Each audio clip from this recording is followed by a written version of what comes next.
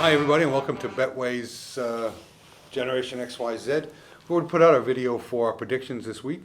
What I wanted to chat about is let's just comment on who your surprised two teams are for whatever reasons. Your manager and your player. What players stood out for you this year, and has his arms around the MVP, as we say in North America. But so let's start with you, Shakes.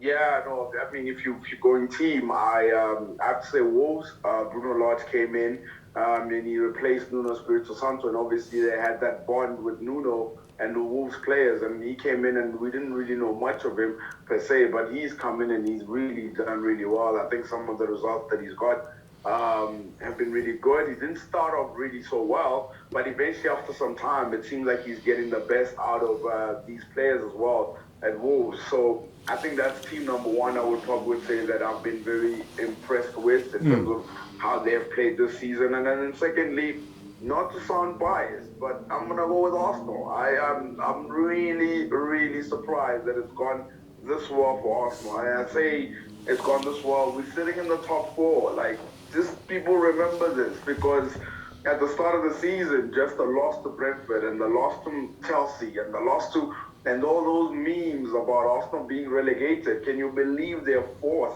and only 8 points behind Chelsea? It's madness. I can't believe it. So I'd probably say those are the two teams for me that have really done well. An honorable mention would probably have to be West Ham as well, just for how they've handled Europe as well and the league as well. You snuck in an honorable mention, you cheeky bastard. And player?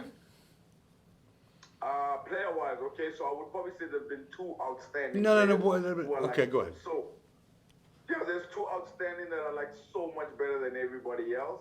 It's Salah, and I would also say Bernardo Silva. But if I had to pick between the two, I'd probably say Bernardo Silva. Bernardo Silva. Mo Salah has been the absolute outstanding player. I think I saw a stat last night. In the last 15 games, he's either contributed with an assist or a goal in 15 consecutive games. That's bonkers, man. So I probably would have to say him. He has been the player, without a shadow of a doubt, player of the season so far. Yeah. Go ahead, Al. I think, and then, I mean, coaches are Shakes. If you want to chat about coaches, I mean, there's only really two in this game, but. Well, from a coach perspective, without sounding too obvious in mentioning the two very elite coaches per se, I would probably have to give it to Mikel Arteta, guys. I'm sorry, I really have to. I'm giving it to him because just how he's had so much to deal with since he's come in. There was COVID at the start of the season with the players. The game still went ahead. There was losses. Players have not started, and you sort of think of the business that he's done. I mean, I put out a list from Twitter just the other day about the players that have sort of stood out for Arsenal: Gabriel, Ben White, Ramsdale, Tomiyasu, Saka, Emil Smith-Rowe, Odegaard. A lot of them new signings. Yeah? A lot of them signings that Arteta made, coming into the season. Yeah. 4 of those 7 names I think I put out were signed just this summer, and they've really stood out. The business has been good, consistency as well. The only time you would probably say Arsenal showed weakness is when they really played teams that were just far ahead of them. So I probably would say the coach so far, for me, without sounding too obvious of the two, I probably would say Mikel Arteta has been very impressive. Yeah, sure. Do you want to? Well, I might as well go because there's a lot of similarities with Shakes and I. Coach for me, much maligned by me, is Arteta. So he's just so composed now, definitely going in the right direction, and he's got Arsenal in a championship place, which is better than they could have hoped for about 9 games ago. Losing to Brentford to start the season, losing, so fair play to him and well done. It's nice to see Arsenal becoming a bit of a force again. It really is. The two players, Shakes is spot on for me.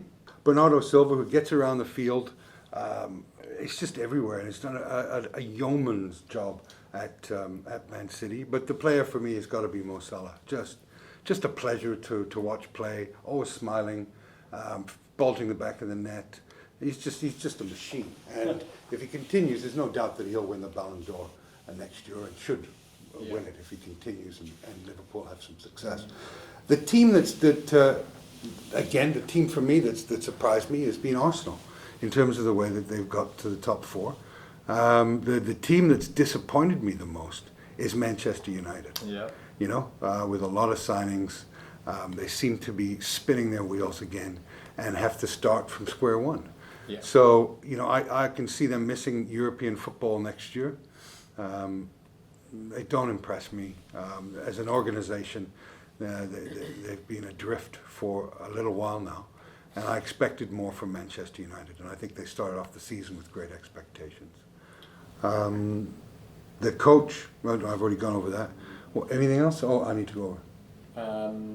No. So that to me is you know, honourable mention to Norwich, who should not be in the Premier League.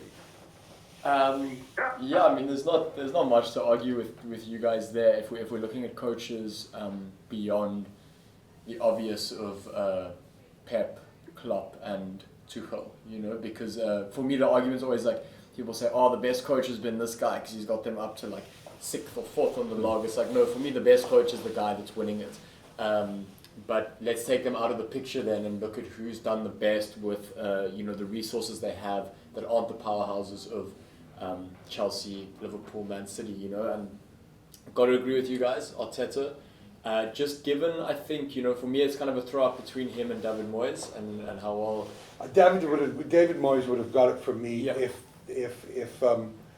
they hadn't sputtered in the last 2 weeks, because they have, right?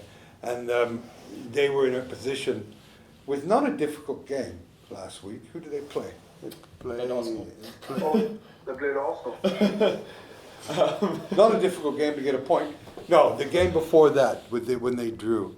Burnley. Burnley, yeah. You know, I think should on their form they should have got a point against Arsenal, and they should have beaten Burnley. And then you're talking about them, and for me that would have been enough for me to pick them as my team to talk about.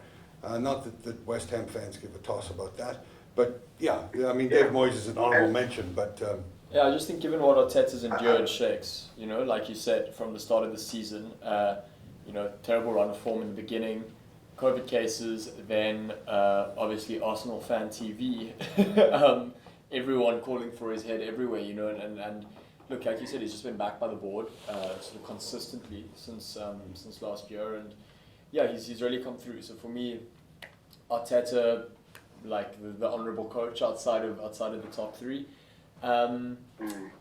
Team for me is then got to be Arsenal as well in terms of the surprise team that's kind of come through. I thought they were going to be 8th, 9th. You know, I thought there was going to be the likes of Spurs, Leicester, West Ham, everyone leading them quite comfortably. And Mo Salah, the MVP, inarguably, you know, he is the banker. It's like there's this element for me, especially as a Liverpool fan, of like this complete lack of anxiety in games, because you just sort of know that he's going to come contribute somehow, and it could be in the first 10 minutes, it could be in the last minute. But someone that I've got to definitely give praise to is Mason Mount. I think he's just been fantastic to watch for Chelsea, you know, and he's not the flashiest of players. He's not, you know, the speediest. But he's just such a cog to that system, and he's been brilliant. And I think really come into the form this year that like a lot of people expected of him. Yeah. So yeah, for me, there we go. Pretty much the same. Yeah, 15 goals, 9 assists. What a performance by Salah. An honourable mention to Mane, who's for me a sort of comeback player from last year in terms of where that young lad was in his headspace and all the stuff that was being written and the column inches that were being reported about him. You know, he had to deal with a lot of shit last year, and Klopp, true to form, stuck with him, and you know, it's nice to see him contributing because he's a fantastic player. It's nice to see him back. If we were to get if we get our crystal balls out for a second, and we look forward to the next 5 months of the Premier League, how do you see it unfolding? Oh, sure. Pretty much the same as what we've kind of, I think, now game week 18 that we're going into now. You got a pretty good sense of where teams are at. Obviously, there are going to be the signings now, January and stuff. But look, I don't think anyone's going to get a look in at Chelsea, Liverpool, or Man City. I think that number 4 spot is going to bounce a bit more. I don't think Arsenal are going to hold that number 4. I think Conte could bring Spurs into contention in that top 6 again. You know, David Moyes has been great with West Ham until the last 2 weeks. So I think that 6 to 8 battle is going to be very interesting. I think we're going to see a lot of cycling between like 4 different sides there. But for me, I picked Liverpool at the start of the season to win the league based on just the number of goals they score. I think that is their shout in against a City team who, you know, you can say at the moment look the most likely because they're just cruising there, not really spoken about, just kind of caning teams. Yeah, it's amazing how, if it was a Man United, it'd be in the paper all the time, wouldn't it? It's amazing how they stay off the radar for a team so dominant. Yeah. It's a bit of a snub, really, from the big club society, isn't it? But I just, like, my thing about this Premier League season is, you know, we've got some fantastic managers in the Premier League. You've got Antonio Conte managing Spurs, you know, Thomas Tuchel, Chelsea, Klopp and Pep, obviously, David Moyes doing brilliantly. Bielsa. Arteta coming to his own. Steven Gerrard taking over with the exact sort of team that he should have taken over, you know. Mid-table, his first team in the Premier League, and he's going to build success with them, I'm sure, and go on to manage Liverpool. So you've got some great names in the Premier League managing teams, and I think the second half of the season is going to be even more enjoyable than the first half has been. Yeah. As teams kind of come into their own under these guys. No, we're not. I guess I should point out as well, we're not exactly halfway. You know, 17 is the most that any team's played, and 14 is the least that any team plays. Yeah. So you're at about 45%, 43 to 42%. Sorry. So, no, I sorry. Don't cancel me. You know, I say that because. Sorry, Shakes. I will say this. So one thing I've always remained confident about is that the end of the picture of the Premier League looks like this. I think City wins the league. I think Liverpool finished second, and I think Chelsea finished third and fourth. I hate to say it. I think Manchester United finishes fourth, man. I feel like Ralph Rangnick is going to do something. He hasn't lost as well since he's come in. 3 wins on the bounce. He's going to eventually get this team firing again. That's for sure. And then Arsenal and Tottenham will finish 5th and 6th, I think so. But yeah, so far I like the mentions about Steven Gerrard. I like the mentions about the other managers as well in terms of what they've done. It's been a great Premier League to watch, that's for sure. I think the teams that are going down, Norwich, Burnley, Watford.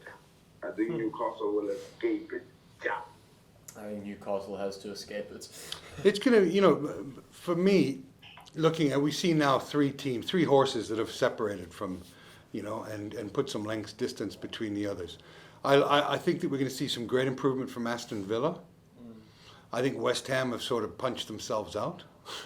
And, you know, it's always this playing in Europe that takes a little bit out of you. And especially now we're back into this COVID thing, because we're going to have some serious scheduling issues with COVID, because this variant is so contagious that we're seeing it across the world in every sport. We're seeing hockey games being cancelled. We're seeing NFL teams with half their, you know, with their rosters decimated. And we're just going to have to live with this stuff, you know, and get on with life. I see Man City. Geez, I see Man City winning the league. It's hard to argue against them. They just look flawless, you know. And I say that with the depth of their squad. Though I did put a bet down on Chelsea. I see Tottenham falling, middle table, you know. I see Aston Villa overtaking them. I see Man City, Liverpool, Chelsea. And without knowing who Arsenal are going to buy, I see Arsenal retaining the Champions League spot, and that Man United finish 5th and get a European place, maybe, if Tottenham don't wake up or Aston Villa don't overtake them. The relegation is. I wish you're right. Well, I wish you're right, Kevin. I wish you're right. Thanks, and I am right. We got Norwich definitely going to be relegated. I'll put both my balls and bet them against anybody's balls. They're going down. It's hard to say because Newcastle's got a fistful of money, but how it's important for that. Who's going to sell that dream and the rebuild? You know, because it's great having all the money in the world, but who wants to live in fucking Newcastle? So you've got to buy into the rebuild or what's going there. That what's going to happen there. But I think there'll be enough idiots that will buy into the rebuild, and that they'll be able to come in and take this team above the relegation zone purely because you've got a team like Watford that are struggling, Burnley that are struggling. Watford have lost 4 in a row. Burnley haven't won in 5. Norwich never win. And Newcastle. I just think that Newcastle can get enough players to attract enough players. And so I agree with you. Watford, Burnley, and Norwich going down. Not much to argue with that. No. Well, we're not about arguing. But it's been an interesting year. We've got another interesting end to the season, or the final half of the season to go, and I hope it's as exciting as the first 14, 17 games. Yeah, so I guess just to confirm, this is we're only seeing each other next year, guys. This is so sad. I'll be writing some stuff up over Christmas if you guys just carry on sending me your predictions, though. Yeah, it's sad, but keep dreaming of a white Christmas. Cape Town's great. There's lots of fun to be had in Cape Town.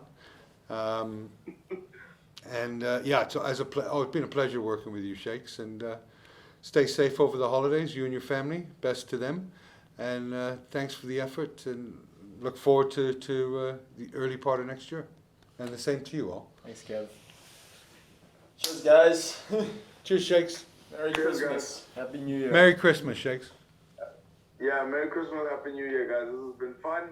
Next year, let's rock again. Surely. Okay, man. Look forward to it. Cheers, Jakes. Bye-bye. Cheers, guys.